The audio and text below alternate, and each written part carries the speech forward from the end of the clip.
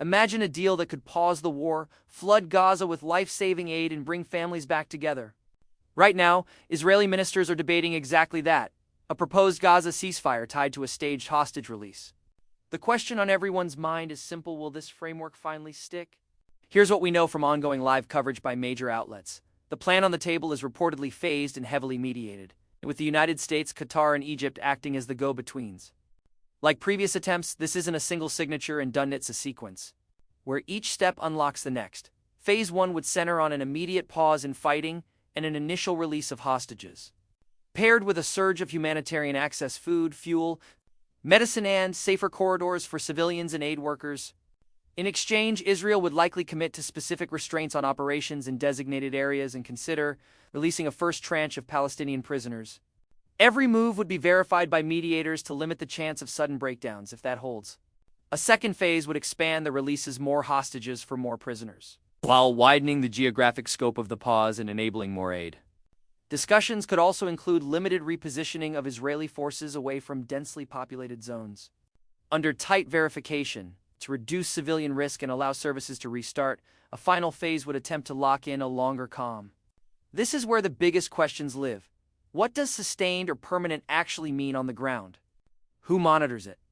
What happens with governance inside Gaza, border controls, and the prevention of rearmament?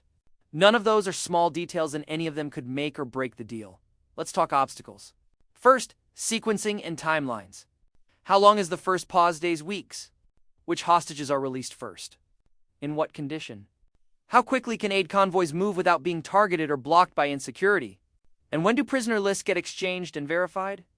Second, security posture. Where can the IDF operate during a pause? Are there buffer zones? How are tunnel operations handled? Israeli commanders will want freedom of action if they detect immediate threats. Mediators will try to draw boundaries that reduce civilian harm without collapsing the talks. Third, verification. Who checks that each side is doing what it promised? Are there third-party monitors on the ground?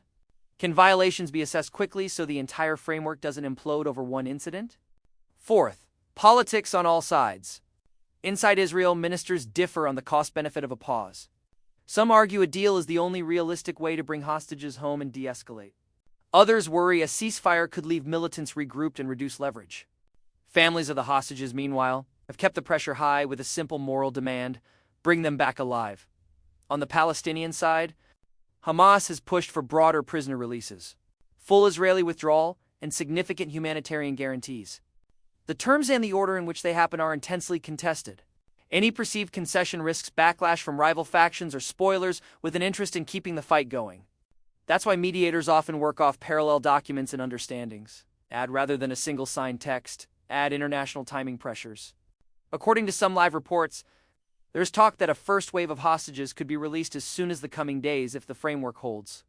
At the same time, the IDF has warned that areas like Gaza City remain extremely dangerous, underscoring the gap between diplomatic language and conditions on the ground.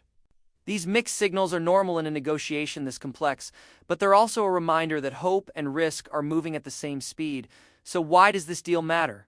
Because every hour without a ceasefire means more danger for hostages and civilians, because humanitarian law isn't a suggestion, and because there's a generation watching this in real time, refusing to accept endless cycles of trauma as the only future. Say it with me: stop genocide. Protecting every civilian life, Israeli and Palestinian, has to be the baseline, not the bargaining chip. Now, what would success actually look like? Not perfection.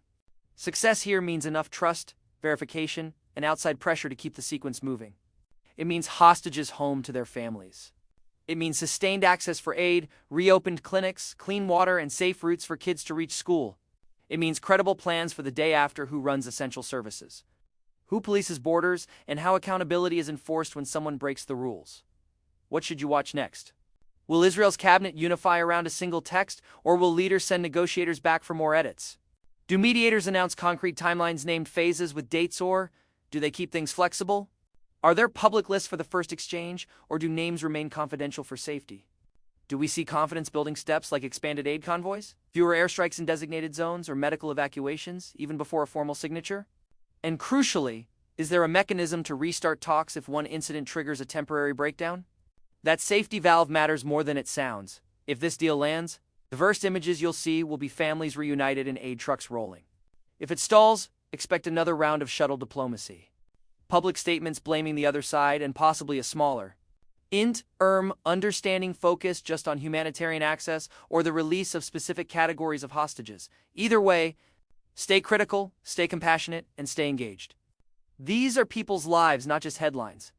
I'll keep tracking credible updates from major outlets and bringing you clear, no-drama explainers you can trust. If you want more breakdowns like this, subscribe to be part of my channel and drop a comment. What's the one condition you think must be in any ceasefire deal to protect civilians and get hostages home?